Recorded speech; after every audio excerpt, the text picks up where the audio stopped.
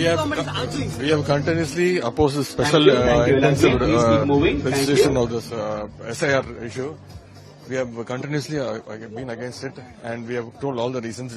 We have seen what they have done in the Bihar elections with the proof, and the Supreme Court also made some decisions. We want them to follow the decision, and especially the rainfalls and with the elections coming in the next 4-5 months. We think it's done on purpose, intentionally, to somehow capture the power of Tamil Nadu. Today, our Honorable Chief Minister has convened the all-party meeting, and he has opened the invitation to all the party leaders. So let them come and give their views on it, and our leader will take a very good decision on it. So, நீங்க பாத்தீங்கன்னா எடுத்து விளக்கம் சொல்லும்போது கூட அவங்களுக்கு என்ன சொல்றோம்ன்றது புரியாம பேசுறாங்கன்றதுக்கு இன்னொரு உதாரணம் கொடுக்கிறேன். டெபுட்டி சீஃப் மினிஸ்டரா இருக்கக்கூடிய மாண்புமிகு முதலமைச்சருடைய மகன் பேசுறாரு.